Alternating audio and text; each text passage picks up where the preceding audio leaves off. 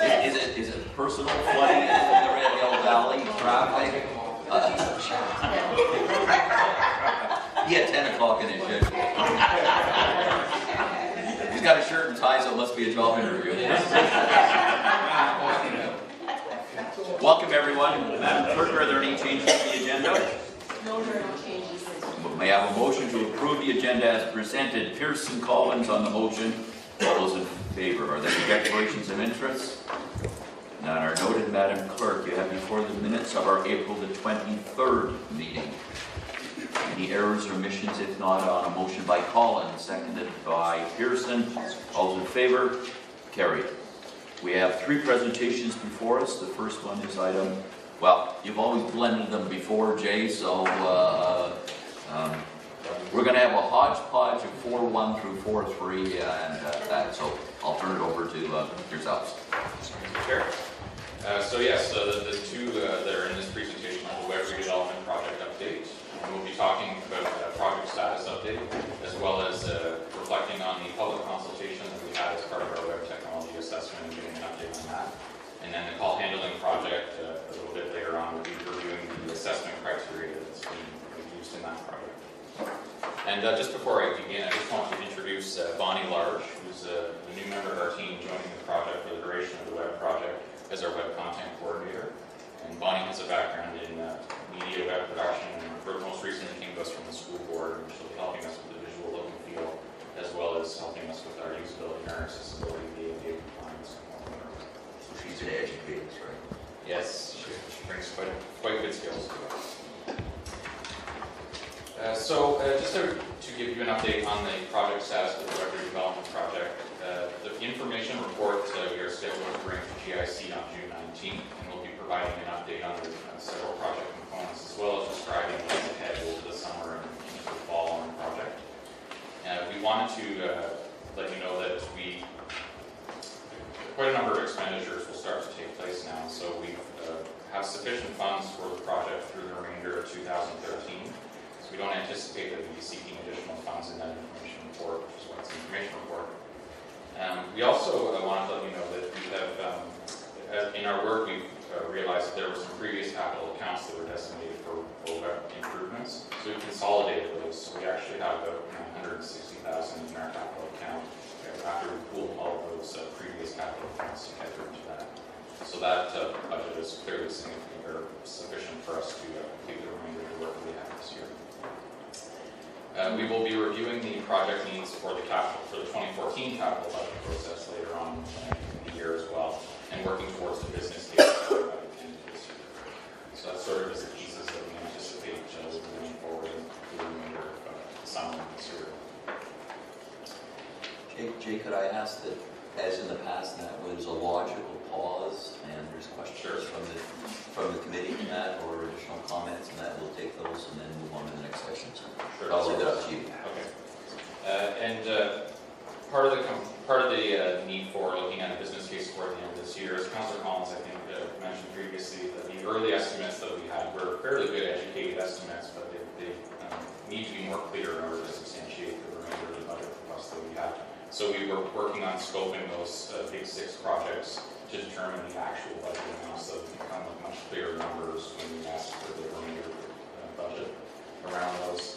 And an update on the web technology assessment, the draft from IBM, as mentioned previously, we're working with IBM on that.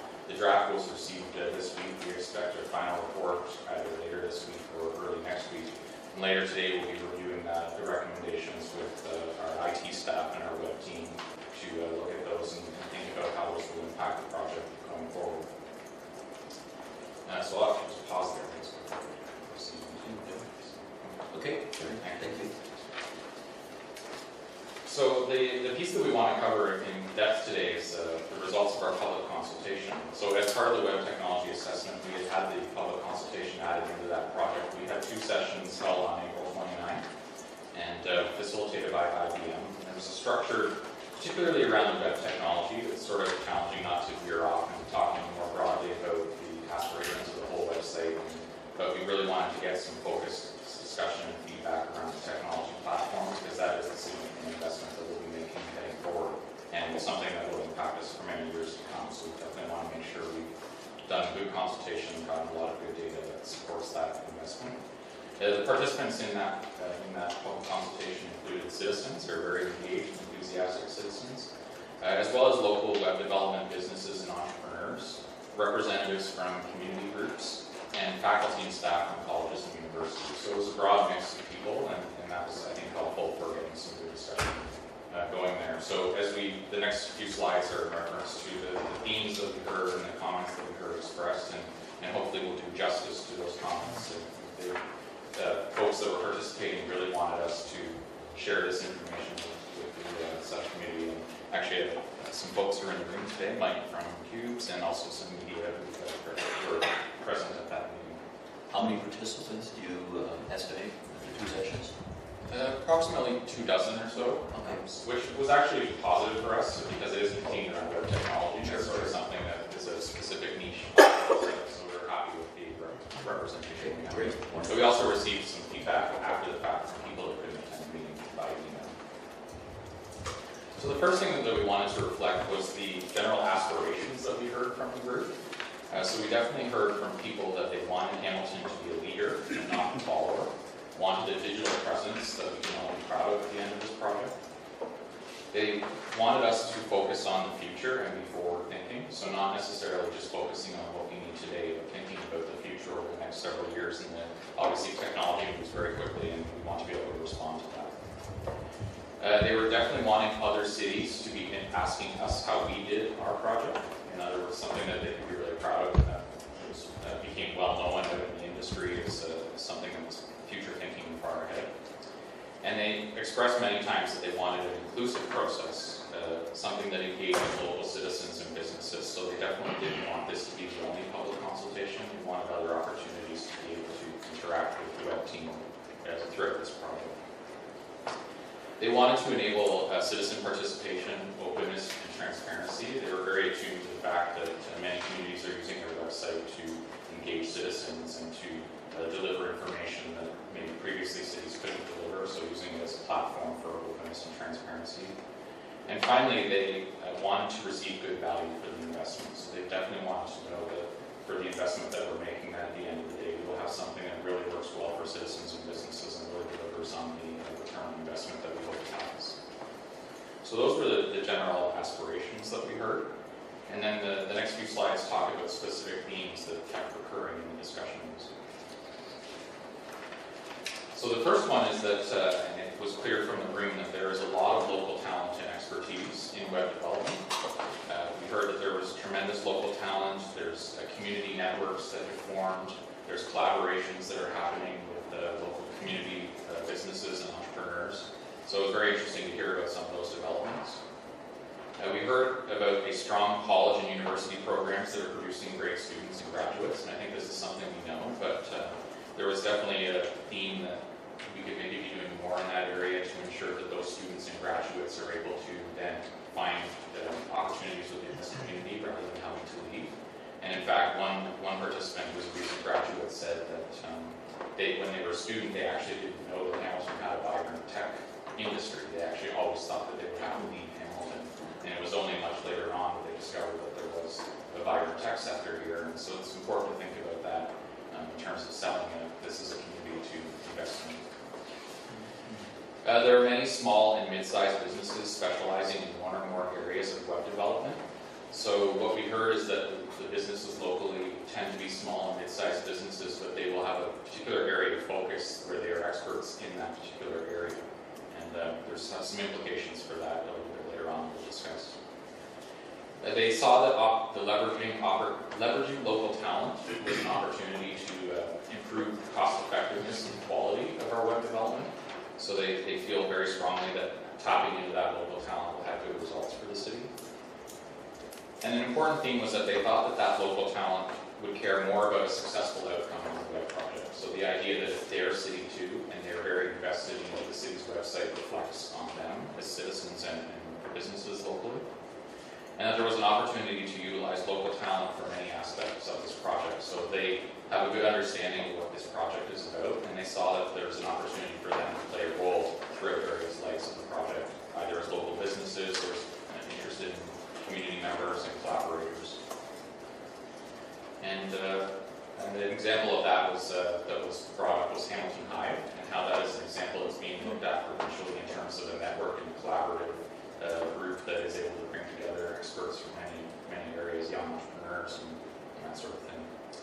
And finally, the city's website is a reflection on its citizens, and this raises the level of concern that citizens express about that website. I think everyone really strongly feels connected to the brand and the perception that the city gives on all of the citizens, and so they very much want to see that improve for their own personal value as a citizen. Is there any questions about that?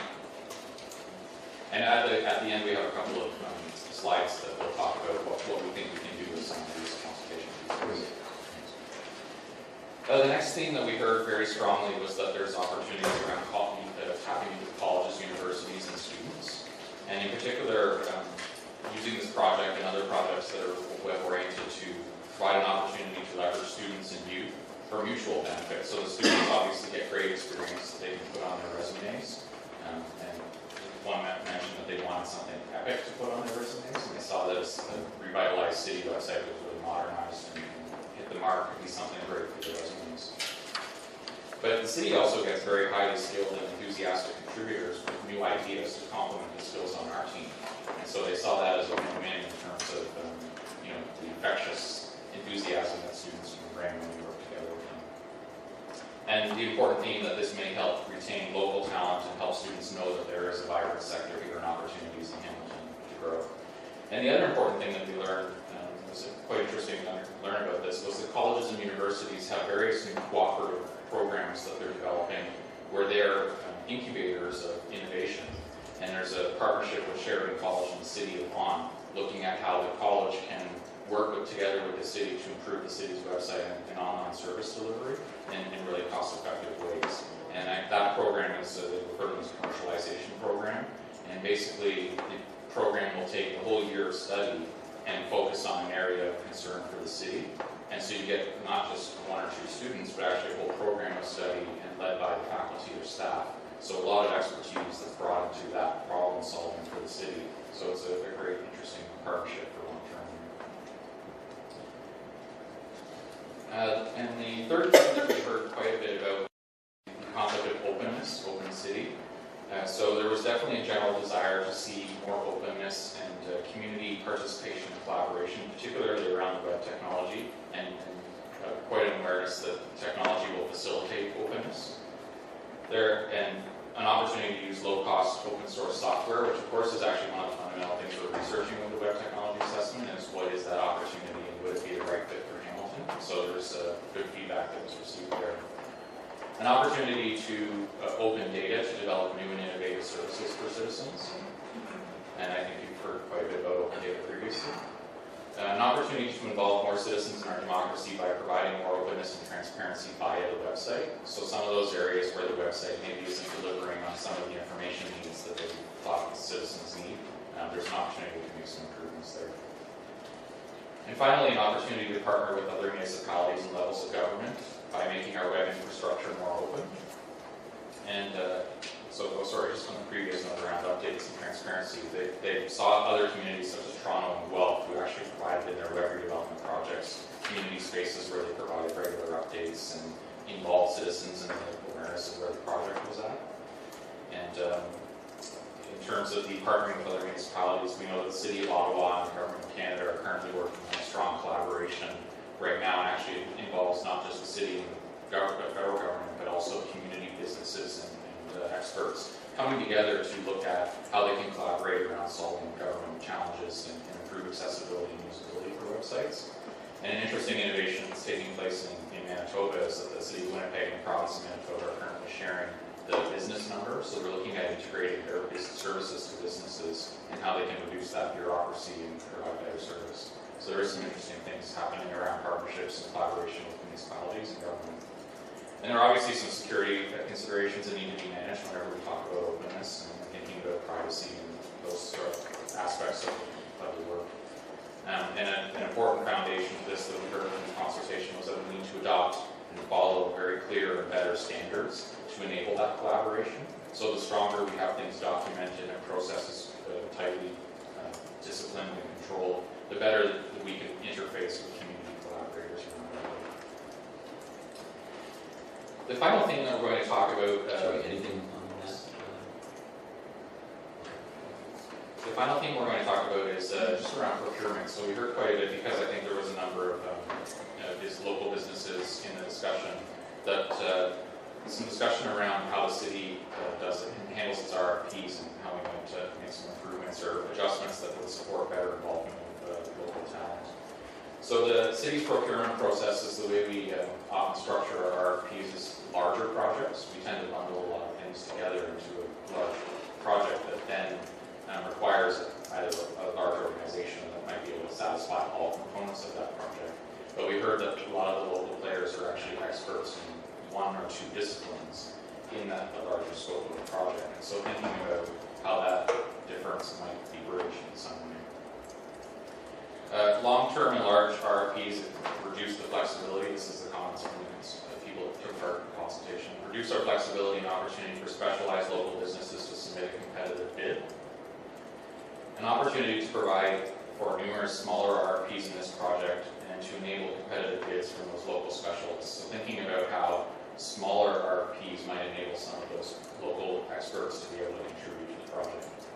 And when we think about those smaller RFPs, we have to think about the impacts on staff workload to manage multiple smaller contracts. So there's obviously a balance there that we would want to strike if we were to think about this.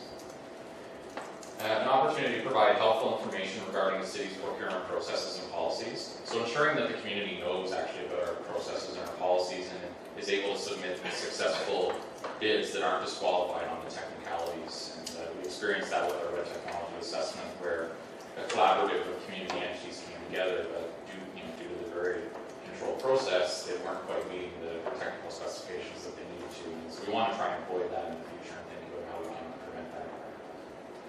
And finally, the opportunity for local businesses to collaborate together with each other on a single bid submission. So that was one of the things that they started to discuss in the meeting amongst each other, and to think about how that might be enabled. So, based on this and public consultation, we actually found it really informative and actually quite valuable as a project, and we were quite pleased with the information we received back. We think that there's some short-term considerations that we can probably adopt almost immediately, and then there's some implementation considerations that might take a little longer, a little more exploration to understand what the impacts would be. So, just to describe what we think we can do right away. We think there's an opportunity to continue community information and involvement in the web project, and primarily by providing milestone updates to the city's website and social media channels when we begin to use those over the summer. And provide opportunities for members of the public to continue to share input on key project developments. So we think that the consultation activity was very valuable for us, and we would like to see that in some way, shape, or form continue throughout the project. Review procurement processes for the project. So specifically, we think that there's an opportunity to provide a procurement information session. This is something that we do in a normal course of our business already, but we thought that it might be valuable to discuss with procurement whether there was an opportunity to have an information session specifically targeted for local, or not necessarily local, but any web businesses and entrepreneurs who wanted to take part. So we could specifically talk about the procurements that may be coming in this project, and give them the information that they need about our processes and policies to make sure that they are able to participate as they desire. And to review the web project for opportunities to develop smaller RFPs for individual components of work while minimizing the impact on project timelines and resources. So finding that balance where we can carve out the meaningful pieces of work that will deliver the value that we need without creating too much extra workload on the project or delaying project timelines, but enabling those businesses that are niche providers to be able to participate in the project. To engage skilled co-op placement students in the fall and winter to support the web redevelopment project. So there's certainly a large number of pieces of this project where we could use additional support, and certainly there are, through the co-op placement programs, which we bring many students into this organization already today, there's an opportunity to potentially bring students into this project for the next 2 terms and think about how they could really add value and move us ahead on the project. And finally, in the short-term considerations, working with clerks, this is something that we've already begun to undertake, but working with clerks to assess opportunities for improving online service delivery and information access, for citizen requested information, particularly around the timely posting of agendas and subcommittee meetings, and also looking at our minutes and agendas and videos and ensuring that they're searchable and usable in a way that citizens are able to interact with them and not have the struggles that we had heard quite a bit about in terms of using those.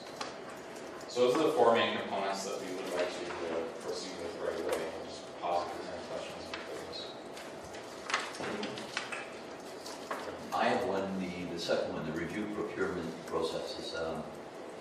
Not too many years ago, we went through a review of the purchasing process on this. So I think what we perhaps need to do is to go back and take a look at the purchasing policy to make sure that the current policies in place do not preclude the opportunities for us to do what's suggested here. So it's obviously something that would come to AFNA under the chairmanship of Councillor Pearson and that. So perhaps that needs to be done sooner rather than later with purchasing and procurement in order to finesse the policies. Thank you, Mr. Chair. Chad, Maria?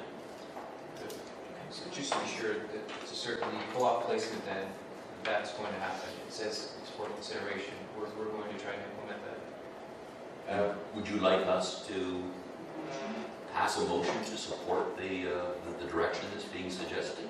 It's not required, through the chair. It's not required, but if subcommittee is supportive of that approach, just that direction. As long as we're assured that it's going to happen, then that's fine. So for the records, Mike Zagari confirmed that it will happen. And we actually had some vacancies in this project up until now, so there's an opportunity to use those students to help us continue some great pieces. Maria? Okay. Thanks, Jay. And so finally the implementation considerations that are within the project that may be sort of beyond the project. But the first one is around open data. So exploring open data opportunities through the city manager's office. And Mike will be providing an update there on this meeting around answering that. So that to discuss. But certainly we want to make sure that the new web technology platform will be able to support any of those open data initiatives that we undertake. And so that is a lens that we've looked at with the web technology discussions to ensure that we're supporting what we've seen other communities do, and make sure that we are able to do the same thing and desire. And another component that we may want to think about is when new technology is being acquired in the future, to consider requiring vendors to think about openness and accessibility to support collaboration with the community. So what often happens now is when we enter into a new contract around technology, there are some license requirements within that contract that say that the data is locked into that vendor's technology. And we may want to think about ensuring that in the future we're adding to our procurement consideration that allows for that data to not be so locked into that vendor's technology, to enable the open data initiatives that probably will come in the future, and to ensure that if we need to, we're negotiating any clauses to ensure the city's data is accessible to us and exportable into formats that we want to export into, and not locked into that vendor technology. So that is something that we can again consider with procurement. And finally, those Sorry, can I just ask? Sure. Is that an evolving, I'm going to call it willingness on the part of providers? I would think that they would want to, safeguard the ability to lock in within their technology and that. But is there an evolving willingness on the part of the providers in that to do that? Through Mr. Chair, because many municipalities and governments are now starting to demand this and ask for it, I think it is something that vendors are responding to in some way. But there is still some of those license requirements that lock it in there, and so we definitely want to participate with those other municipalities and governments to be in lockstep with them around, asking for these things to be more open. Okay. It's evolving. So. Okay. And finally, the co-op programs that I mentioned previously, to consider utilizing those learning institutions on project work now and in the future. So to think about engaging those commercialization programs within colleges and universities on projects where we can improve service delivery or achieve cost efficiencies through that participation and collaboration. So it's something that's probably more long-term, but certainly beginning those discussions now with those programs, and learning more about them and thinking about how we can leverage them in the future is certainly something we would like to do.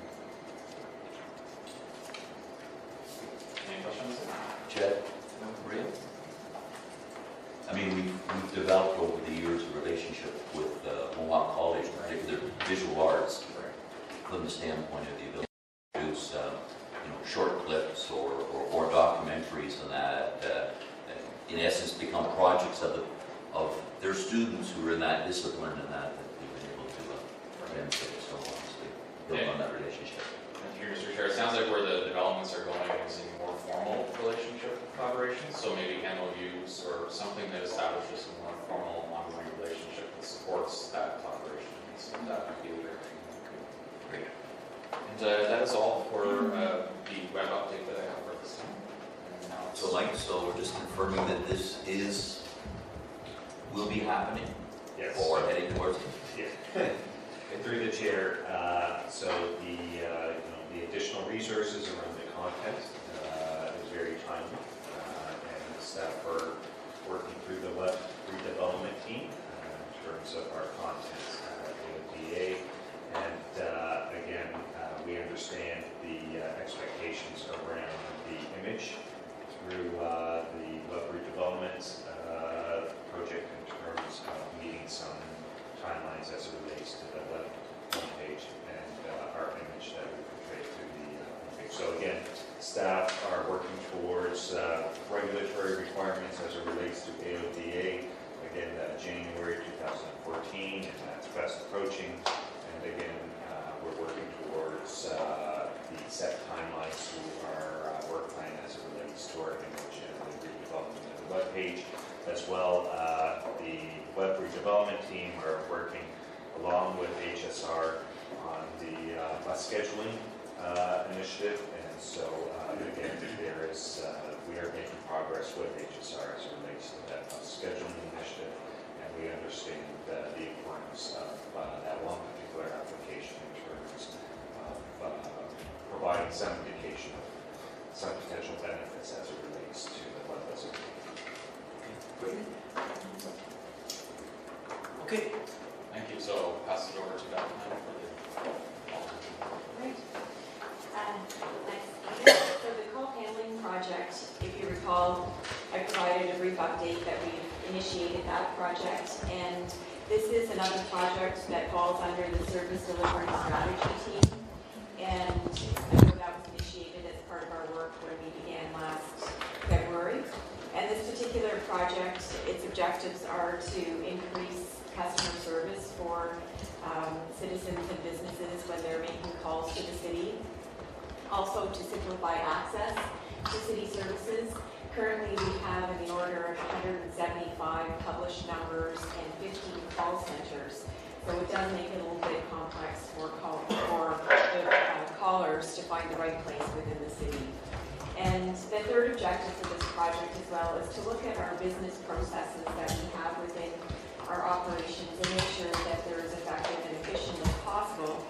And this looks at how effectively is the call managed and handled, and how does it fit with the rest of the business that we're serving. And the other important aspect of why we have this project here is the integration with the web. Can we also direct some of our work to the lower cost web channel? So it's really important that we consider the integration between these two projects.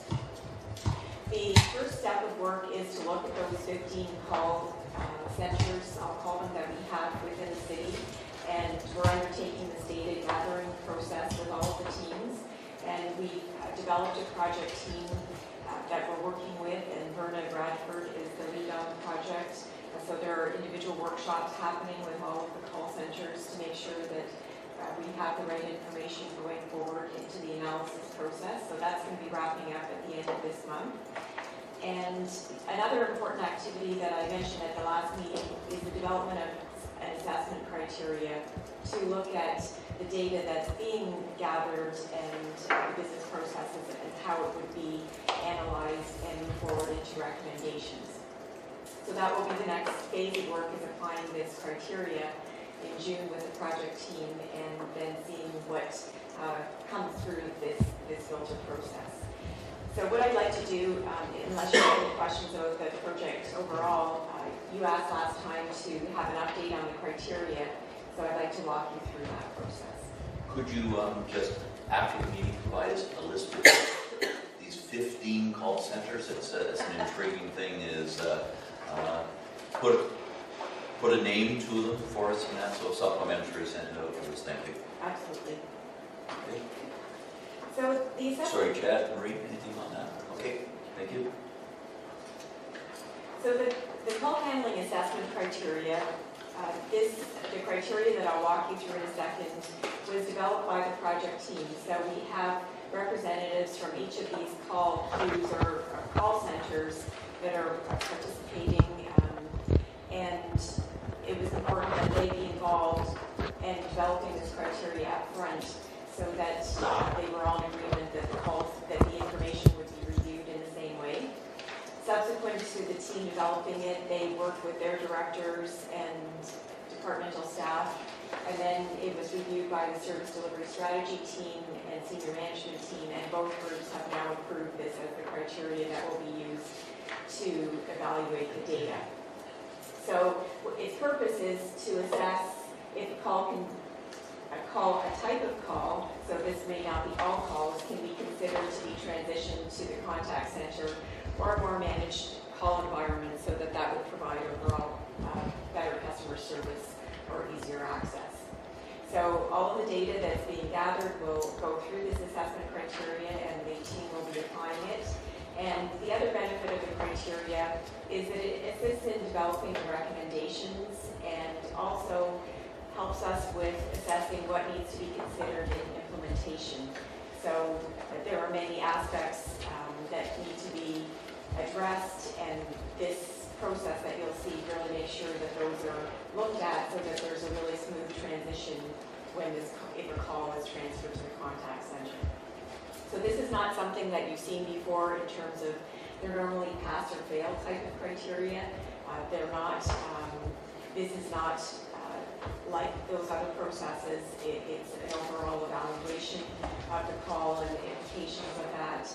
And I think something that you'll find different as well is there's a mixture of positive and negative requirements as well. So you can really see that the team went through to think about what the implications might be and then how are those addressed in this assessment process. So what is being addressed? What we're looking at is the calls, all the calls that are coming into the call queues. What are the hours of operation for them? Are there peak loads for call volumes? Is it spring, fall? Are there peak times of days, that kind of thing? What is the budget for that call center? All of it's based on the 2012 call statistics. So we're able to generate this information through the call center and look at that. What are the staffing levels, and is it full-time, part-time? Also, really important is what are staff doing if they're not taking calls? What are those non-queue or off-call activities, and what happens to that? Are there any planned changes in the next 6 to 12 months that need to be anticipated? And the group is also looking at the top calls. So if you're receiving a certain number of calls, the 50% of the calls might be of one call type. So I'll go with my experience, and I know it's yours as well with waste, that if it's when can I get bulk collection, that those are a significant portion of the calls. So that's something that was easier to move over into the managed call environment. The other aspect is looking at the workflows. So that's what these process maps are, is what are the various steps in processing those requirements on the call. Maria has a question? Well, I thank you, Beth, and you're absolutely, that's what I wrote down. So program changes, when you mentioned waste management, program changes that would create efficiencies through the waste program now should be reducing the number of calls because there's less confusion with the program. So we monitor all of that as we go forward, right? Yes, and that's an interesting example as well, that it requires close interaction between the service department providing the service and the contact center, so that the contact center was ready for the program change, that there was going to be some calls with that, but over time they can now manage the reduction in calls. So that's an important consideration. And also how to better design the communications and the web material, so that the website was actually redesigned based on the top calls within that were coming into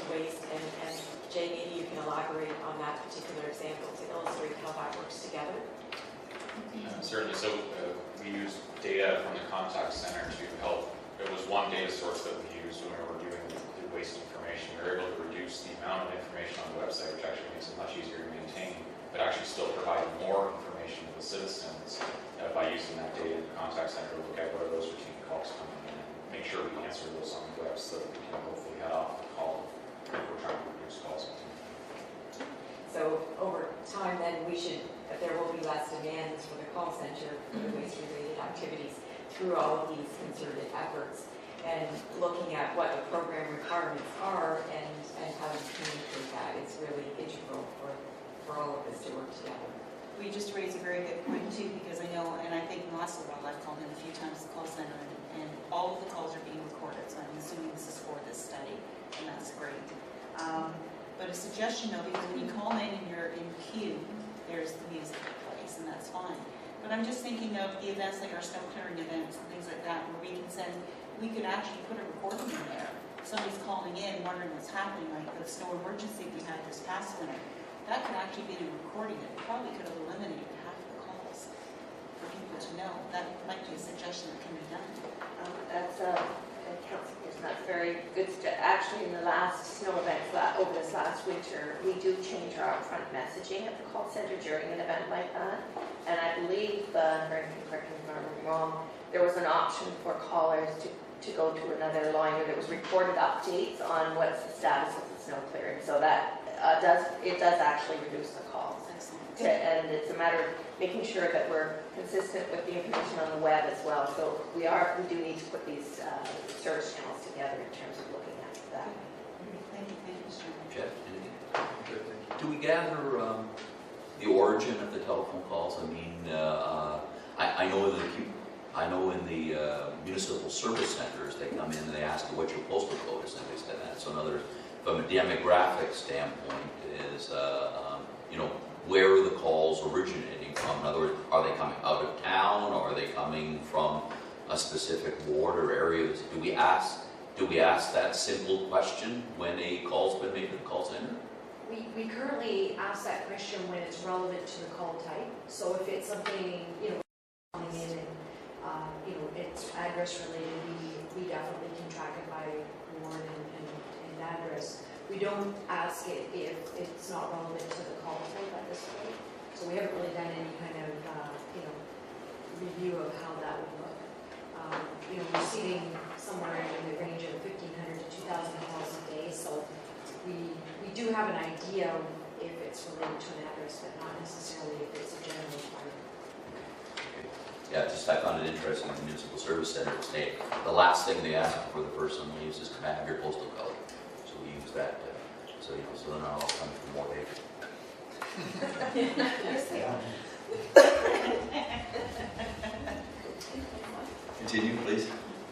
So the assessment criteria, there are 32 criteria that are grouped into 4 different categories. And the first two look at providing the service and impacts on the service. So there's 5 in the first category, how easy it is to provide the service and service impacts. There are 6 criteria. There are criteria around operational impacts and ease of transition. And you can see that by the number of criteria there, that this was really important about maintaining operations if a call is transferred, and also addressing transition matters if a call would be moved to a centralized call environment. So I'll go through these in a second. Next slide.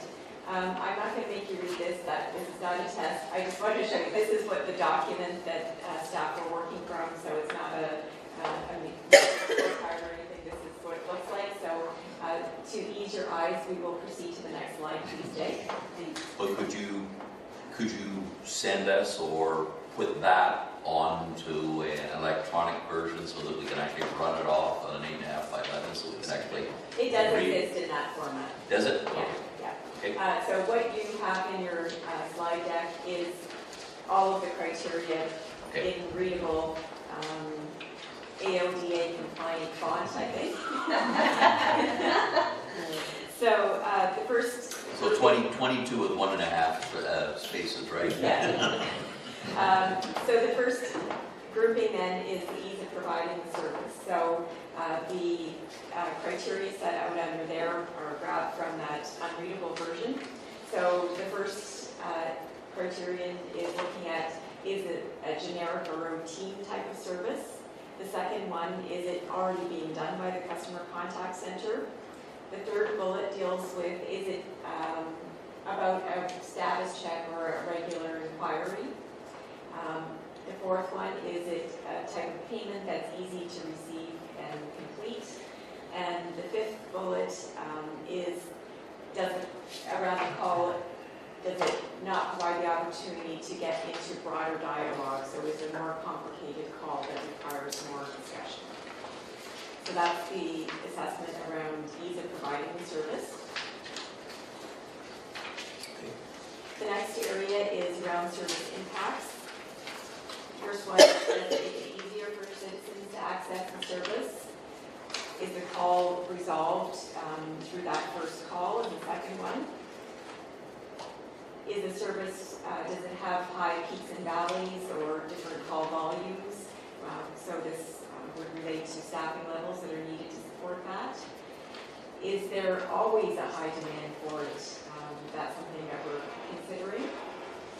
Does it help with moving the city towards a one window in and simplifying that access to city services? And is it a case where right now there's no one clear number to call for the information? So that's the criteria that's looked at with respect to service impact. The next grouping is around operational impacts. Sorry, just anything, one or two? Okay, thank you. So the operational impacts is looking at, is there a low degree possibility of error or inaccuracy with respect to dealing with a call? What are the impacts on revenues? We want to make sure there are no negative impacts. Is the second one. Does it require some sort of specialized investigation that needs to be done right while it's on the call? Looking at overall savings and efficiencies or improvements in revenues that we can benchmark against is the fourth one. Does it help with improved tracking or monitoring about services? The next one is, it doesn't rely on a pre-existing relationship or some pre-existing knowledge about that particular area to answer the call. And the last one on this page is, it doesn't require the co-location of the call taker with the department or access to that data in real time. So there might be some data that would be updated through the call center, and the department doesn't need that right at the same time. The continuing on with the operational impacts, it doesn't require some major process re-engineering. The call isn't of a confidential nature, and these next two bullets are really around the same type of criteria, but it doesn't need extra resources or some sort of special approvals to deal with the call. And the last one is, it doesn't require a professional designation that, for example, there might be something around a nurse or a doctor, a lawyer that would need to be done on the call itself. So those are the operational impacts. The next one is, how easy is it to transition the call? So the first one is about the information that's needed to answer the call. Is it easy to retrieve the information and access it? Is the information to answer the call, it may be specialized and unique, but could it be learned with the appropriate training and documentation? Perhaps there's a low degree of training that's required, so that was considered to be less than 2 weeks to complete the knowledge to answer that call. Is the call specialized and unique? Is it not at all specialized and it doesn't require any training or retraining frequently to deal with that? It doesn't require any specialized technology. Looking at the second last one is the workflow. Is it so complicated that it couldn't possibly be documented? We need to know those as well. And is the call of a regulatory nature that the organization could be put at risk if there was an error in answering that? Continuing on with the visa transition, the call doesn't require some sort of immediate judgment or decision-making on the call based on the nature of the call and its variability. The next one is it doesn't require that the service be provided in English and French. So there are a few of our services that are mandated because they're being provincially mandated. And it doesn't require physical co-location, so I think I mixed up the two, crossed over two of those criteria from the previous slide. So those are all the assessment criteria that we have. Questions, Chad or Maria? Okay. Oh, wait, Sorry. I'm sorry. Bev, you mentioned here, and I'm just a little surprised, do we get a lot of calls that require professional designation to respond? Lawyers or doctors, I mean, that might be relevant to specific departments. Vernon, would you like to respond to that? Where we could get that is with public health, and we currently answer a lot of calls for public health. Some of the numbers come directly to the customer contact center. So if it requires, if it's a medical knowledge question, it will go to a public health nurse. So those types of calls, it's not a huge call volume, but there are specific designations that are required to handle those. On the other hand, for example, in public health, we can answer a call with respect to, a mom calling in about head lice. It's not required that a public health nurse answer that. It's not considered a medical condition. So we are able to handle that, and we also handle things like bed bugs and those non-medical public health questions. So do we get a lot of them? No, they typically will eventually have a relationship with the department, but on an initial call in, we may get those calls. But lawyer, though, I mean, it's not, it would be uncommon to have. Typically, there's a relationship with our legal department if they're looking for that, but if not, they're calling and they need to talk to, perhaps they've read something in the, the media or heard something they want information on, then we'll transfer them directly to that person that's qualified to speak. So you can see a lot of thought has been put into this.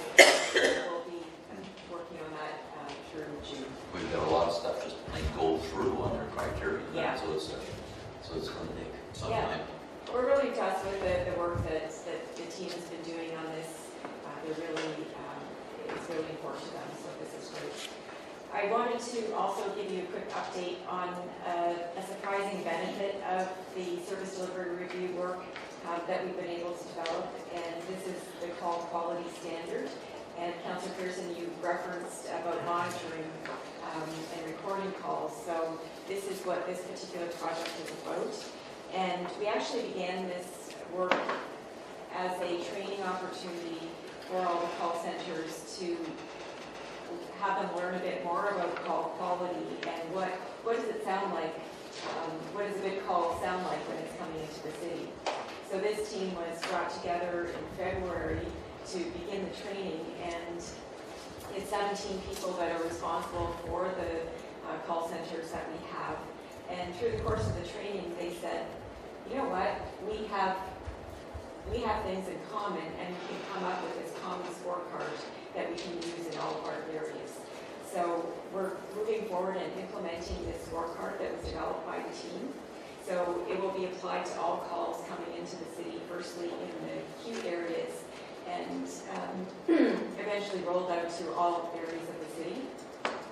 So there's a scorecard that measures what a good call sounds like, and then the calls are recorded, monitored, and most importantly, coaching on calls. So this allows the staff in the call areas to work with their staff and continually improve the customer service. And we're going to be rolling out the training for this starting in June, and the monitoring will start after that. So this is really about providing excellent customer service and providing support for the staff so that they can do their job in the best way. So it's a really neat project and really grassroots, so wanted to share that with you as well. So can I get clarity? The training is going to take place in June of this year, yet it's not going to be rolled out until the end of next year. This is to all calls coming into the city. So the queue areas will be done in the next 3 months or so. And then we'll be working on implementation for the rest of the staff. Okay. So this includes individual lines, but we want to make sure through this process that a call is answered in the same way no matter where you call the city. Great. Good. Okay. Questions of that? Verna, Jane? Okay, great.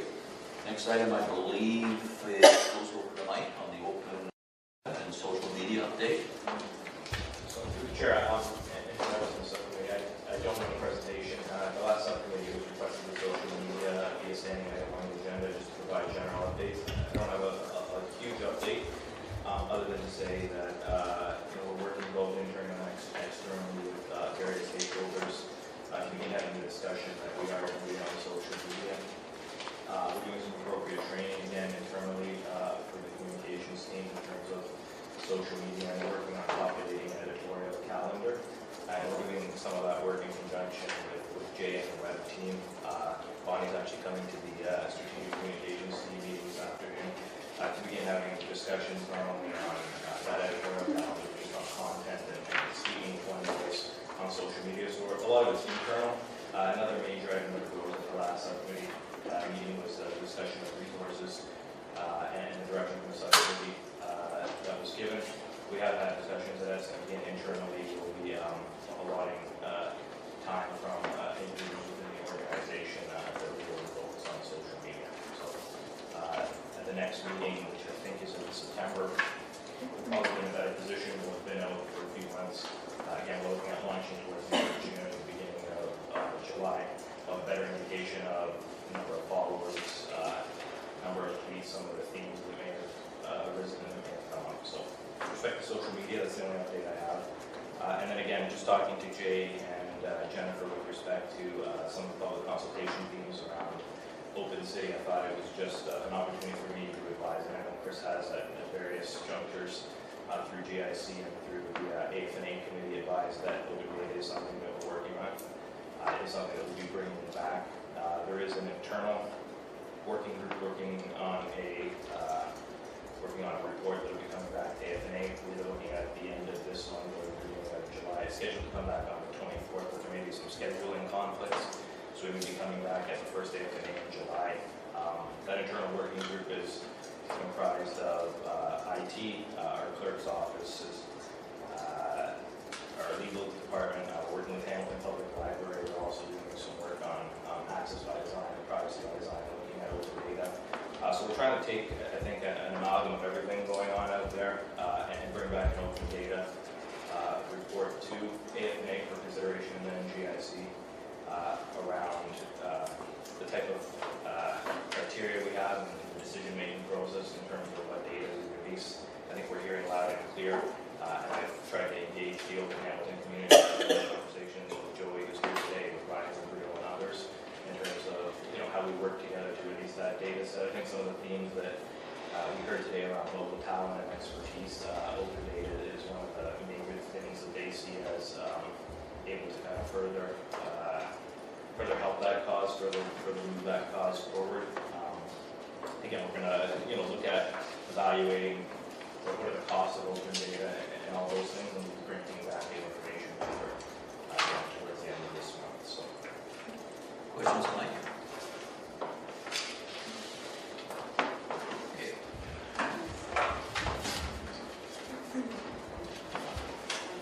So can I have a motion to receive the presentations 4.1 through 4.3, Collins and Pearson on the motion?